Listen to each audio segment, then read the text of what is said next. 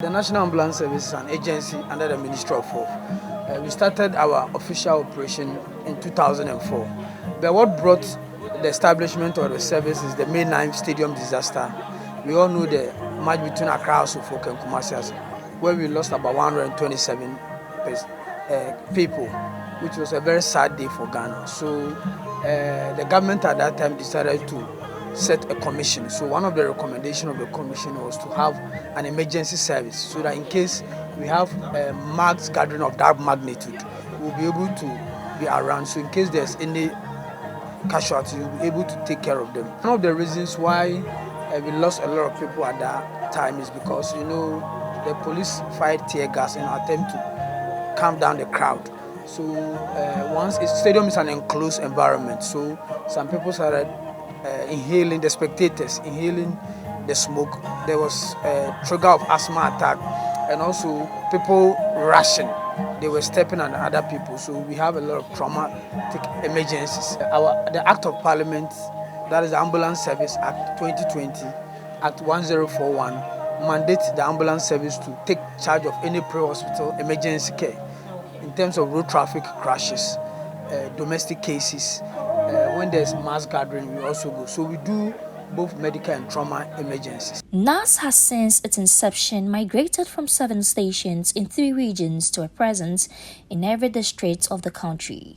The service runs a 2-tier administrative system, the head office and district levels operational level. There is, however, a unitary coordinating staff at the regional level. The head office is the main administrative hub of the service, with its main function being to divulge government policies and develop operational policies and protocol for the service. He vehemently disregarded the popular misconception of the service carrying dead bodies due to the abuse of the siren. Ambulance is an emergency vehicle used to carry the critical ill and the injured from the incident scene to the hospital for further management. So whilst we en route to the hospital, we perform a lot of interventions. If you can see this vehicle, it has a lot of both basic and advanced life support equipment, like we have the automated external defibrillator, we have the cardiac monitor, we have the ventilator. So all this, the suction unit, the infusion pump, and all this equipment, we cannot use this vehicle to carry the dead. We carry the critical ill and the injured. What is used to carry the dead is called the hearse. And if you are dead, there's no emergency. So even if you are dead and they are going to bury you, they are not supposed to use any form of siren, but just that we abuse sirens. So ambulance does not carry dead bodies. We carry those who are injured or those who are ill to the hospital. So that is the difference between an ambulance and the hearse. The ambulance have certain conventional signs. That make, we have the beacon lights, we have the siren. Even our ambulance is painted in Ghana colors. The Star of Life, there's a sign we call the Star of Life.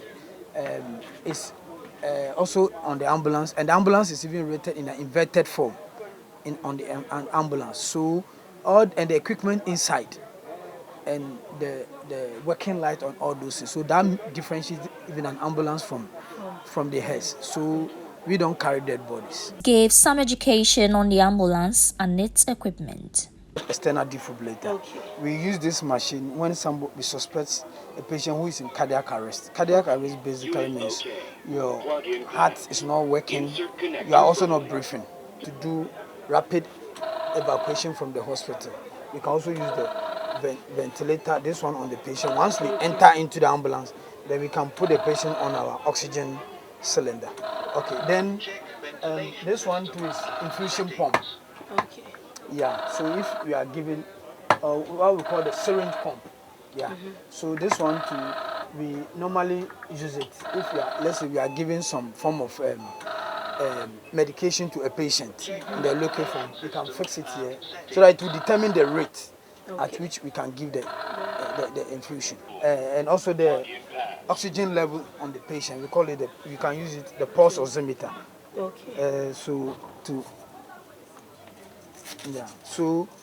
it can also have a ECG function, that electrocardiogram, to check the patient's,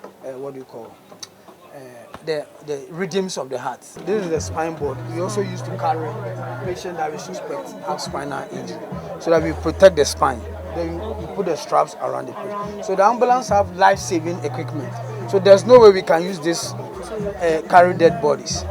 And government bringing about 306 ambulances in 2020 to come and carry dead bodies. I don't think they will do that kind of investment.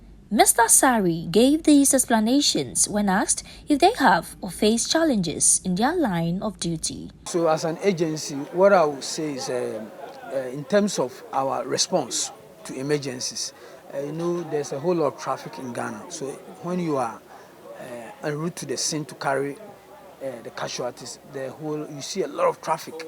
So sometimes navigating to get to the scene becomes very, very difficult. So we normally have traffic congestion.